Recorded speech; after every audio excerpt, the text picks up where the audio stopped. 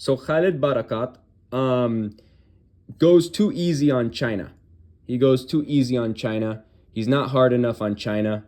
And same thing, he's not hard enough on Russia either.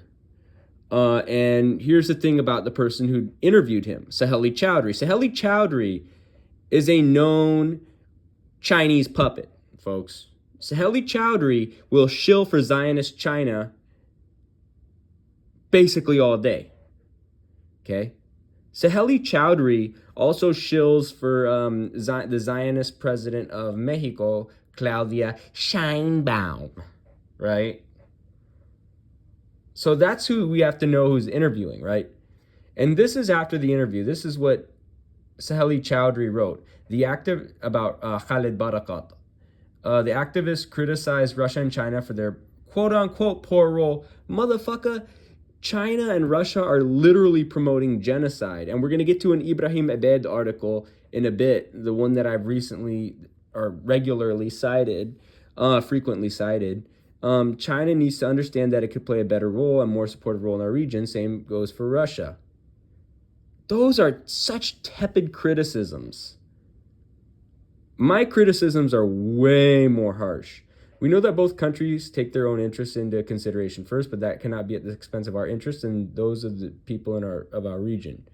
He especially criticized China's relationships with the Zionist entity, given that China remains the second largest economic partner after the U.S. Although the principal Chinese shipping companies have suspended their operations with the entity, he said, "We do not view China as an aggressor. We view China as a friend," he noted. What? You're viewing one of your oppressors as a friend? Fuck China. He noted, however, a friend must be truthful to a friend, so we have to say it as is. China loves business more than it loves adopting a major political role in opposing the Zionist entity in the USA. And this, in his opinion, must change. So this is what Ibrahim Abed says. Because Ibrahim Abed, he goes way harder on Zionist China than Khalid Barakat, right? Khalid Barakat, and it's because he's being interviewed by Chinese puppet Saheli Chowdhury, he's being too lenient on Zionist China. So this is what Ibrahim Abed says in Sautoroba. He says, in the early 70s of the past centuries, I was working at the Palestinian Liberation Organization office attached to the United Nations. The late Sadat Hassan, who was the head of the office, and I were invited to the residence of the Chinese ambassador in his house. Of course, the ambassador was courteous and demonstrated his support to the legitimate struggle of the Palestinians to liberate their homeland and establish the democratic secular state in historic Palestine. But in reality, the Chinese, like any other state in the world, build their relations with other states according to their interests and principles. We have observed the Chinese behavior, in the Security Council, where the matter concerns the Zionist entity. China, most of the time, abstains from condemning the Zionist entity. Refraining from criticizing means tolerating the criminal action towards Palestinians. The Zionist entity recognized Zionist China in early 1950, 2 years after its establishment. But the relations were lukewarm for a long time, although China and the Zionist entity did not normalize their relations until 1992. The bilateral relationship has developed extensively, especially in the economic sphere. Starting in the early 2000s, ties between the entity and China began to blossom, mainly because the Chinese government started to view the Zionist entity as a global technology hub and began seeking to capitalize on the Zionist entity's innovation capabilities to help meet its own developmental needs and strategic challenges.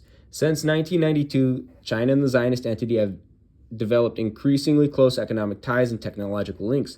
China became the Zionist entity's third largest trading partner globally and the largest trading partner in East Asia. And Zionist China it's now the second largest trading partner of the Zionist entity and the largest source of imports for the Zionist entity. Bilateral trade volume increased from 50 million in 1992 to over $10 billion in 2013.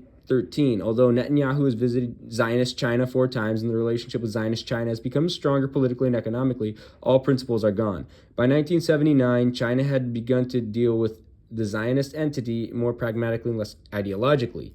This detailed the signing of details to transfer the Zionist defense technology to Beijing.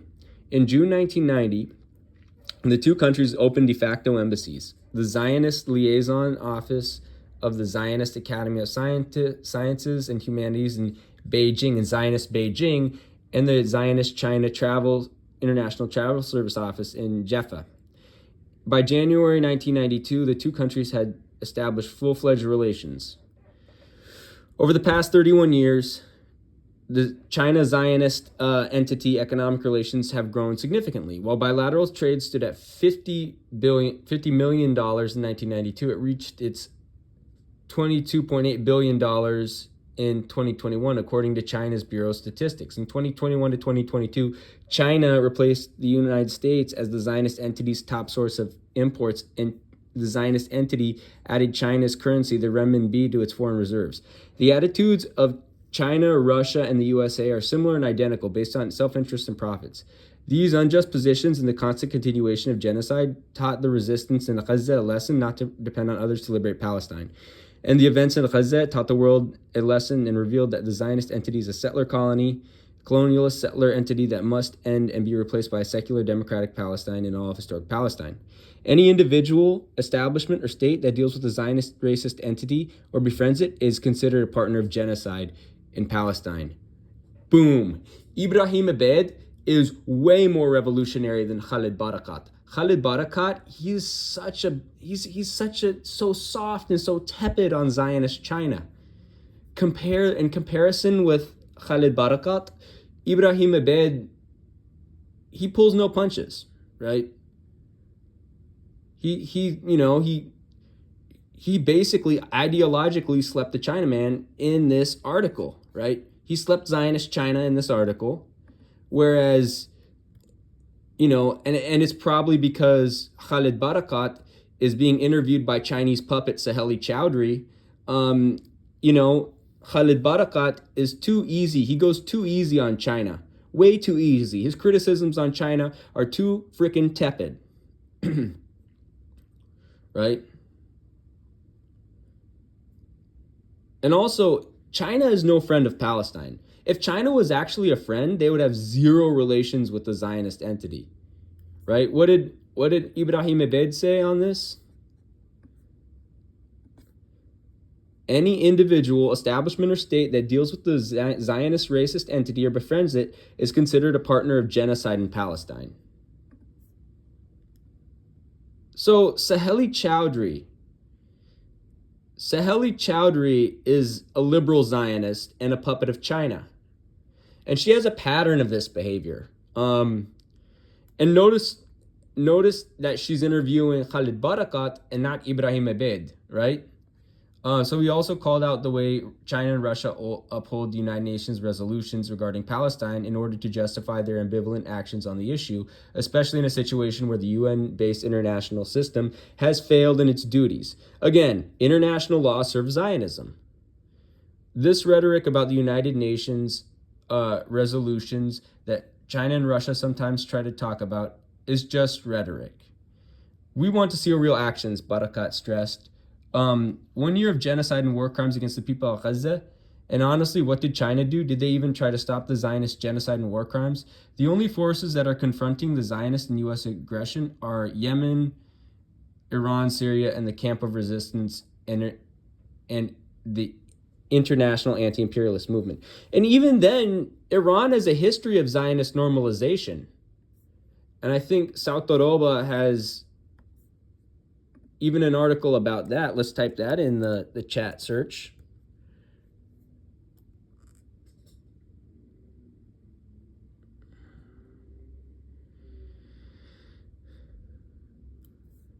I think... Oh, this is by Nafat Shatel Taqa. So, under normal circumstances, Arabs were supposed to sympathize with Iran when it launched its latest attack on the Zionist entity because of Zionist crimes against our people in occupied Palestine. Still, the vast majority of Arabs did not show that sympathy. And a friend of Iranian origin became angry with me and accused Arabs of treason after I sent him an article published by a prominent Iraqi writer in which he objectively analyzed Iran's instrumental strategy towards the Zionist entity. There are many reasons for the lack of Arab sympathy for Iran. Most notably, Tehran itself has openly declared that it's targeting Zionist entity in response to the latter's attack on its consulate in Damascus, meaning that is not related to the Zionist entity's crimes in Gaza. I will not go into the scandal of prior coordination and contacts between Tehran, DC, and the Zionist entity regarding the attack and its timing. This prompted the Zionist entity to give its school students a specific holiday when it was informed about the precise timing of the strike. The strike has not resulted in any injury. However, the reasons for the Arabs' lack of sympathy for Iran are more profound than the above. As far as the Iraqis are concerned, they cannot forget that Iran has been sharing with the United States for more than 20 years control of Iraq's resources, plundering the country's wealth, and supporting a corrupt political system established by the American occupation. Most Arabs have understood that the apparent dispute between Iran and the Zionist entity is a servitude for influence, a servitude for who controls the crumbling Arab political system that governs us, and thus over who will inherit its legacy.